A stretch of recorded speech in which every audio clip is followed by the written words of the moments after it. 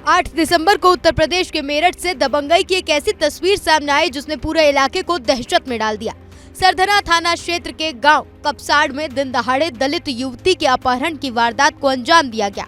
आरोप है कि युवती अपनी मां के साथ खेत में काम करने जा रही थी, तभी पहले से घात लगाए बैठे दबंग युवकों ने उसे जबरन उठा लिया। जब मां ने इसका विरोध किया तो आरोपियों ने उस पर धारदार हथियार से हमला कर दिया, जिससे वे गंभीर रूप से घायल हो गई। इस सनसनीखेज वारदात ने न सिर्फ मेरठ बल्कि पूरे उत्तर प्रदेश की कानून व्यवस्था पर गंभीर सवाल खड़े कर दिए। घटना के बाद सियासत भी गर्मा गई और सूबे के अलग अलग राजनीतिक दलों के नेताओं की तीखी प्रतिक्रियाएं सामने आ रही हैं। इस मामले पर समाजवादी पार्टी के अध्यक्ष अखिलेश यादव ने अपने आधिकारिक एक्स हैंडल पर ट्वीट कर सरकार को घेरा। अखिलेश ने ट्वीट कर लिखा, मेरठ में मां पर कातिलाना हमला और बेटी को उठा कर ले जाने का मामला बेहद गंभीर है। भाजपा सरकार अपराधियों को संरक्षण देते देते आज जिस स्तर पर पहुंच गई है वहां से वापस नहीं लौट सकती, क्योंकि अपराधी उनके राज खोल देंगे।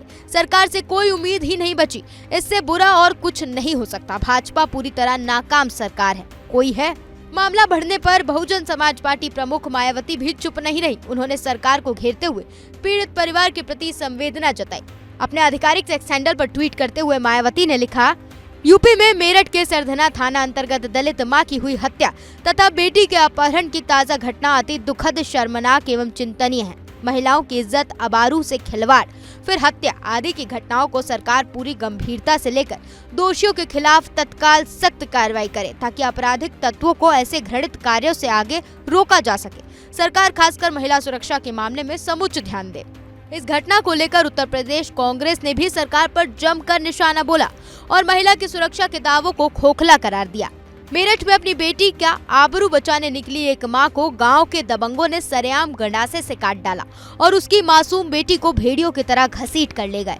आज वो मां अस्पताल में वेंटिलेटर पर मौत से जंग लड़ते हुए उस सिस्टम को धिक्कार रही है जहां बेटी बचाओ का नारा इन दरिंदों के गंडासे के आगे ढेर हो गया। महिला सुरक्षा के चमकीले विज्ञापनों और खोखले दावों के बीच जब एक मां का खून सड़कों पर बह जाए और प्रशासन मौन रहे, तो समझ लेना चाहिए कि अपराधियों के मन से कानून का खौफ खत्म हो चुका है।